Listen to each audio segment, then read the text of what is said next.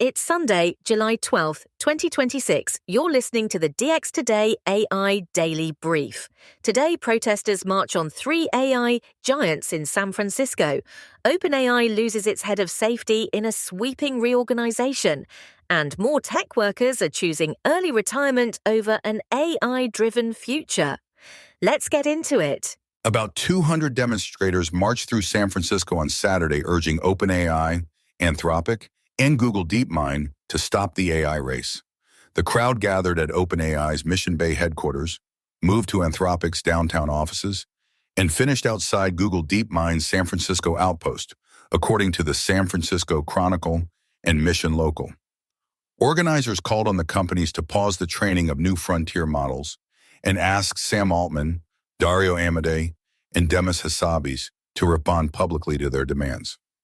The protest was peaceful, colorful, and loud, drawing a mix of longtime safety advocates and newcomers worried about jobs and surveillance. It was one of the largest anti-AI street actions the city has seen this year. The backlash runs deeper still.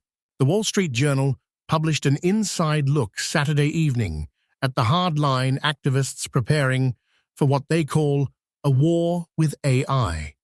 The piece profiles a growing Bay Area movement whose members believe advanced artificial intelligence poses an extinction-level threat to humanity. What began in online forums has matured into coordinated organizing, with groups recruiting members, staging actions, and pressuring labs to halt frontier development entirely. The journal reports the movement is becoming more confrontational as model capabilities accelerate, and that some organizers now treat the cause as a full-time calling. The story lands the same weekend demonstrators marched on 3 major labs, a sign the backlash is moving from message boards into the streets. Now changes inside OpenAI. Wired reported Saturday that Johannes Heidecke, OpenAI's head of safety systems, is leaving the company as part of a broad reorganization.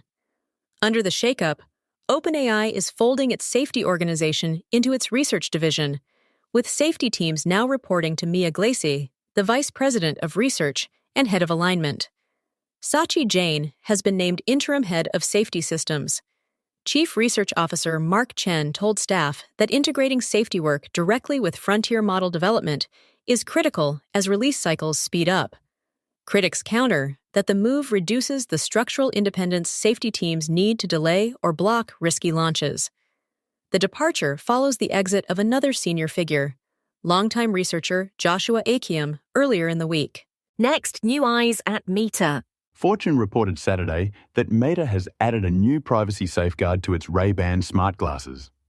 A mandatory software update, version 26, now disables the camera entirely if the recording light has been covered, drilled out, or otherwise tampered with, closing a loophole exploited by covert recorders.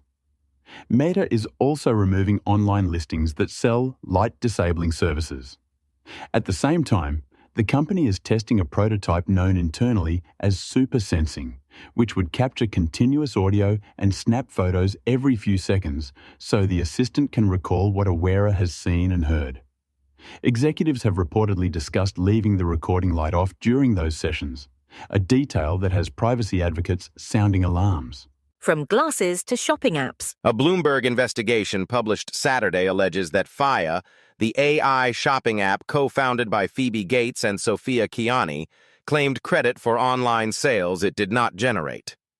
The report says the app engaged in a practice known as cookie stuffing, opening hidden browser tabs that injected its affiliate tracking codes and overrode links from legitimate publishers, allowing Phia to collect commissions on purchases it never influenced.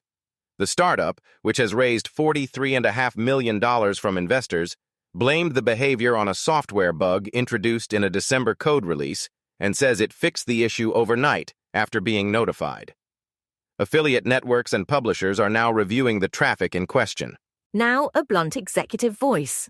Palantir Chief Executive Alex Karp is saying what a lot of frustrated bosses are thinking, according to a Wall Street Journal piece published Saturday. Karp argues that today's AI models are completely oversold and that enterprises are paying for mountains of tokens that generate little real business value. He has aimed his sharpest criticism at OpenAI and Anthropic, contending that the lab's growing power undermines the competitive advantages of the companies buying their software.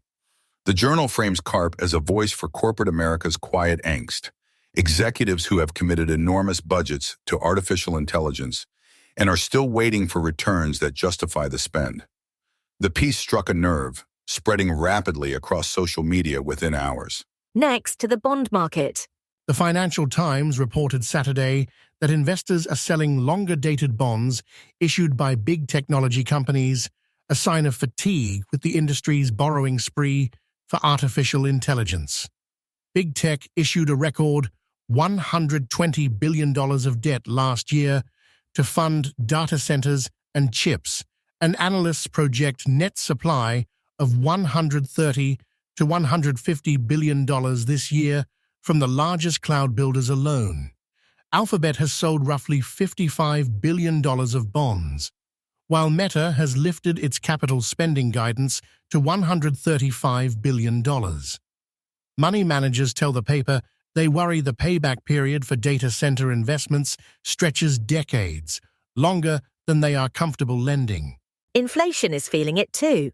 Fortune reported Saturday that a perfect storm is keeping inflation stubbornly high, and the AI boom is right in the middle of it. Alongside a powerful El Niño weather cycle, tariffs, elevated fuel costs, and the war in Ukraine, the surge of spending on data centers, semiconductors, and electricity is pushing prices upward. Goldman Sachs estimates that artificial intelligence investment will add roughly half a percentage point to core United States inflation by the end of the year. New York Fed President John Williams has called AI-driven demand his main inflation concern, warning that persistent demand could force interest rates higher. The International Monetary Fund adds that soaring AI valuations create a wealth effect that fuels consumer spending. Now to the IPO pipeline. Fortune reported Saturday that the 2026 IPO boom is about to broaden well beyond artificial intelligence megadeals. Global initial public offering issuance jumped 43% year over year in the first quarter to nearly $257 billion. And bankers say the pipeline is diversifying. Defense, aerospace, and space companies are lining up alongside biotech, fintech, and crypto issuers, while household names like Databricks, Canva, and Plaid remain queued for debuts after delays last year. The takeaway for investors is that the window opened by blockbuster AI listings is now wide enough for everyone else, and bankers expect an even busier second half of the year.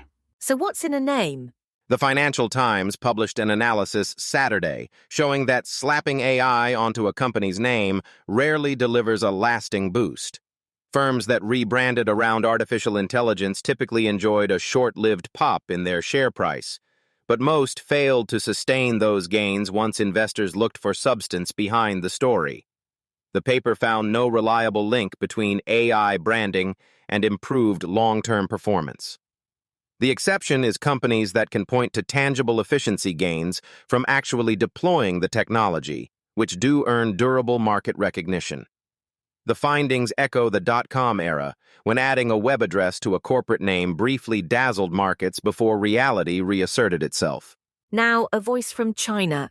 Bloomberg published an interview Sunday with the founder of Zhipu, the Beijing lab behind the GLM family of models, who argued that frontier artificial intelligence should stay open to all.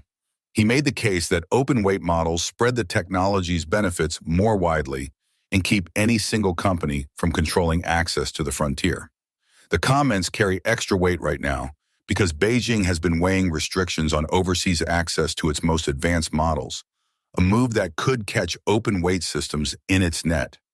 Zhipu's models have become some of the most loaded in the world, and the founder's message amounts to a public plea to keep China's signature AI export flowing. Finally, the human toll. Fortune reported Sunday that a growing number of tech workers are choosing early retirement rather than adapt to AI-driven changes in their jobs. Veterans of the industry told the magazine that constant retraining, shifting tool chains, and pressure to weave artificial intelligence into every workflow became the last straw after decades of workplace upheaval. Many in the group say they believe the technology is overblown and they would rather leave on their own terms than ride out another transformation. The trend comes amid a bruising year for tech employment, with layoffs across the industry numbering in the six figures and companies explicitly citing artificial intelligence in their restructuring plans. For some, the future of work arrived and they opted out. That's your briefing for Sunday, July 12th, 2026. For DX Today, stay curious.